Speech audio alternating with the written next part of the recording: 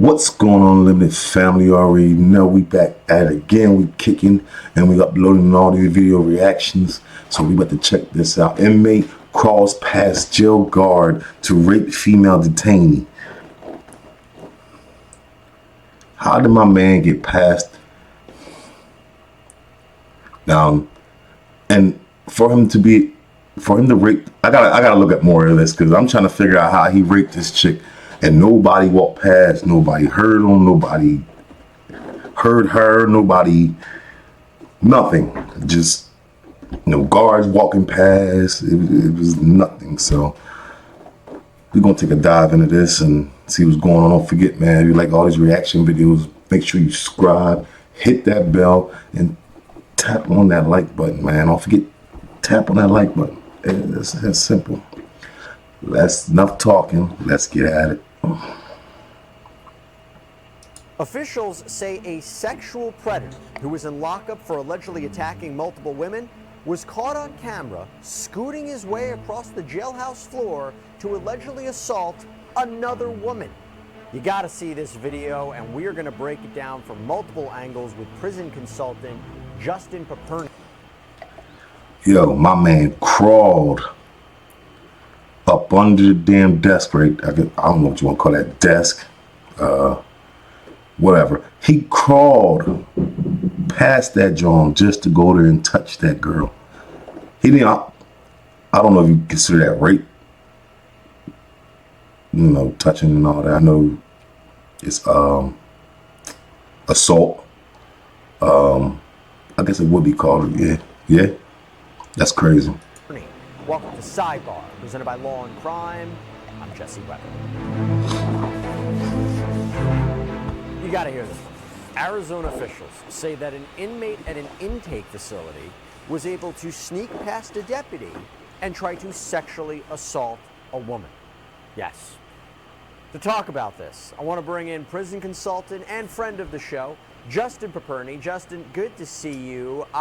First, before we even get into the video, and there is a lot to get into, what are inmate intake facilities? First, walk us through that. Well, when you're taken into custody, there's a whole process. You are going to get naked, or as they say, squat and cough, to make sure you're not smuggling anything in. They'll ask you tons of questions. They'll give you a prison uniform. They'll drug test you. You'll go through a breathalyzer, and after several hours, at times through segregation or sitting in a little hole waiting for them to come back and forth, they'll process you in, and several hours later, there you are, sitting in prison. The intake process can be anywhere from an hour to several hours, depending on how many people they're processing. Okay, so with that in mind, and that was a great setup to talk about this scenario. So this happened back in April, and the Maricopa County Sheriff's Office just released the video. There are multiple camera angles that show us different views of this alleged sneak attack. So first, a little bit of background here. We have 29-year-old Justin Avery. He was at the intake, transfer, and release facility after he allegedly assaulted 5 different women in public places on the Arizona State University campus. So this man was already known to do shit like this. So when they had him locked up, why didn't... Tempe. He was arrested outside of a library because authorities say he didn't have any connection with ASU, but he allegedly used the campus as his hunting grounds. Now, court documents allege that he targeted women at random, mostly in parking garages, groping them. This is according to reports from the victims. One woman says that Avery tried to strangle her, so she ended up kicking him in the groin to get him to stop. Now, Avery appeared before an Arizona judge. He is a repeat sexual predator, attacking 5 women here. It is just extremely unfortunate that the victims could fight the defendant off to prevent the crimes going to their full extent. You know what's difficult? You know what's tough? Reading through legal briefs and filings to prepare for Sidebar. It's like I'm back in law school. Being told I look like Dennis Reynolds every single time I check the comments. That wears on you. At this point, I think people think he hosts the show. Again, it's tough. But you know what's not difficult? Okay, so again, before we get into... All right, once again, I had to skip that. I do not promote or do not get paid for any of the sponsors that he's putting up on here. So any of that type of stuff, I'm just cutting straight through it. I don't get paid for it. To the specifics of this situation, My gosh, Justin seems to be a guy that, you don't want on the streets. You just summed it up beautifully. There are some people who are charged and arrested and be able to be given bond to continue to work in the community under supervision. But as I read this, he was charged with sexually assaulting 2 people, then immediately out on bond the next day. So I think it speaks to corrections. Some people should be in the community, some should not. And there's some culpability with the government allowing him to return to the community. Now, I understand the cost of corrections and that it's very expensive to warehouse people in prison. A lot of these states are broke and they don't want to spend more money than they need to. But if someone is at risk to the community and they've been charged with sexually assaulting people, perhaps some people shouldn't be removed or let go on bond, because guess what? He did it again. So, with that in mind, Avery's arrested. He's taken to jail. So they gave him bond already before, and he went out again and assaulted 5 more females at a college campus. That's what sent him to jail this time, where he assaulted and raped the woman you've seen on the floor. And this surveillance video from inside the intake, transfer, and release facility near the jail is from a few days later. So it's April 17th. So this room is divided into 2 sections. There's a waiting area for women, and then there's another one for men.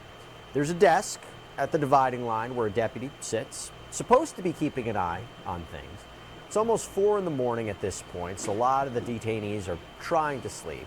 Some are in street clothes, others are in orange gel jumpsuits, and a lot of them have huddled down inside their shirts to try to stay warm or to block out the light. Some are spread out on the floor, and that includes our suspect, Avery. So Avery, as you see in this video, seems to get up off the floor, stretches, appears to wait for one of the deputies to leave the room, then he sits down and slides out of view of the deputy, allegedly crawling and pushing himself backwards around the desk. He appears to get away with this for a little over a minute as he pushes himself toward a woman in white who's trying to sleep on the floor of the woman's side of the room. Then you have other cameras. They give us a view of Avery getting closer to the woman before he appears and allegedly starts to pull his pants down and expose himself. Now, there are other women sitting in the same area. One appears to be asleep on the floor while the other is in a chair. It's unclear from the video if she says something to Avery, but he seems to put his finger to his lips in a be quiet gesture. Court documents say the woman said, "Hey, get off of her," and that's when Avery allegedly shushed her. And that is when the deputy looks up, realizes what's going on, realizes that Avery's on the wrong side of the room, and as soon as he's spotted, Avery appears to stand up, pulling up his pants as he walks away from the woman on the floor. According to court documents, he later admitted he planned to rape her. So the deputy pulls out restraints, has a conversation with Avery for a few seconds before more deputies show up, put the cuffs on him. Avery seems to resist a little bit as they take him to another part of the facility. So, Justin, I am made of questions. First question I have, why don't they just make a jail specifically made for all these sexual assault people, rapists? Just throw their asses in there and just throw the fucking key down the toilet or some shit. Like, why do they keep letting these damn dumbass dudes back out here to keep raping and shit, man? I got a daughter and shit, and nah, this ain't cool. No restraints put on him, or is that not what happens in these kind of intake facilities? Sometimes they happen. It would be a discretion of the correctional officer. Clearly, there was a breakdown. Someone didn't think that it was necessary. So that's breakdown number 1. We can go on and on. 2, there aren't that many prisoners inside of that detention center, which tells me it shouldn't be that hard to oversee them. 3, you can look to the makeup, that you have male prisoners so close to female prisoners. That's fine if they're nonviolent offenders. You'll see that in halfway houses across the country, male and female prisoners inside of the same institution, living 15, 20 feet from one another. But when you have alleged sex offenders so close to women, it's a problem. So I suspect they're going to go through protocols, look at all of these breakdowns, including holding correctional officers accountable. And there does have to be consequences for correctional officers here. Without his fat ass should have got up and made some rounds. He should have been walking around, not sitting his fat ass on the desk all fucking day. Sorry, but hey. consequences, Jesse, then it can just continue. It's going to happen again. Someone needs to be held to account. A woman suffered. They're supposed to be protected while inside of detention. And if anything, she's continued to be victimized. And I hope this person who's going to be in. Sorry to keep pressing pause, but another thing is, man, how do they have one guard in there? One guard. Like, I didn't see in that whole video nobody walking through, nobody doing anything.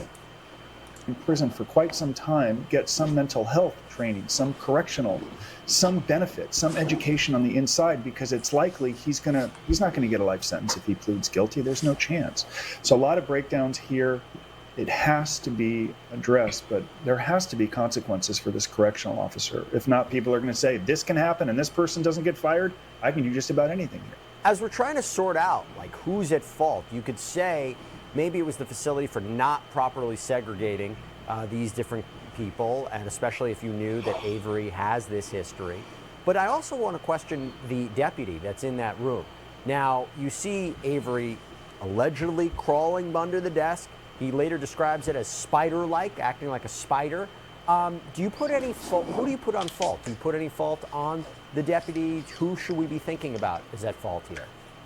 Everyone within that institution. Part of the only thing prisons care about are two things: keeping costs down and security of the institution, right? So responsibility rests with everyone who worked inside of that prison, from the top all the way down. Someone's going to get fired. There have to be consequences here. This prisoner is clearly mentally ill, is unable to see right from wrong, and even in a confined setting looks to continue to victimize, hurt, as he said, was attempting to rape another woman. So responsibility rests with the institution. They know that, and they're fearing for their jobs, and more changes are going to be coming. I mean, this would be different if this was like 1,000 people inside of this institution, but there were very few male and female prisoners there, which tells you it should not be that hard to oversee them at any hour of the day. Huge breakdown, and it has to change. And he didn't think that there was surveillance cameras looking at what he might have. I mean, again, he might have thought he wouldn't evade detection from. They don't deputy, care. But yeah. So when you're ill and you're so obsessed or consumed with continuing to victimize people, and I think I read that he had saw this woman and clearly found her attractive. He's already in prison. He's already looking at a lengthy sentence. Clearly doesn't understand right from wrong. What's the risk if he gets caught? They send him to segregation. He might could care less about that. The reward was very much worth the risk, and he might have been studying that prison, looking at the lack of protocols, the breakdown, might have noticed this person kind of goes off the grid or falling asleep at 4 a.m. So if you're conniving or criminal enough, you're going to seize an opportunity, find an opening, even if you're in a detention center. Clearly this person did, and for 90 seconds he was victimizing this woman, and as you said, could have been successful. Has to be changes. It's so, taking these allegations is true. I mean, it's so diabolical, allegedly crawling, not to escape, right? Not to escape, which I've seen those cases, but you see someone from across the room and you want to assault them. That's what makes this incredibly nefarious. Yes, I would agree, and it also speaks to what I said earlier. Should he even have been released into the custody? There are some people who need to remain confined. There are some people like this person who need to be locked up, segregated 23 hours a day. Like Sean Combs in that detention center in Brooklyn, confined, not in general population. This person, no different, confined 23 hours a day, totally separate. Think Hannibal Lecter, for goodness sake. No one can access him or be around him at any time. He is a menace who seeks to hurt, potentially assault and rape women. He should be around no prisoners at any time. All right, so to put a bow on this, according to Maricopa County court records, Avery was slapped with 2 charges for this incident: attempt to commit sexual assault and also aggravated assault on a corrections employee. He might have been resisting at one point. His case has been continued several times. And by the way, he was previously convicted of shoplifting and disorderly conduct. Justin Paperny, thank you so much for coming on. Appreciate it, sir. Of course. All right, everybody, that's all we have for you right now here on Sidebar. Thank you. All right, Unlimited family, there you go. Inmate crawls past jail guard to rape female detainee. Let me know down in the comments, man, what y'all think they should do with all these sexual assault, rape people, man. Do y'all think they should just put them on one big ass jail and just forget about them, or do y'all think they need mental counseling? Do you like, so obvious there's something going on, so I don't get it. But anyway, don't forget, if you're not subscribed, hit that subscribe button, hit that like, and make sure y'all got that bell rung so y'all know when I upload these videos, man, because I'm kicking them and banging them out, man. Don't forget Tuesday, What's in the Tub Tuesday, and we out.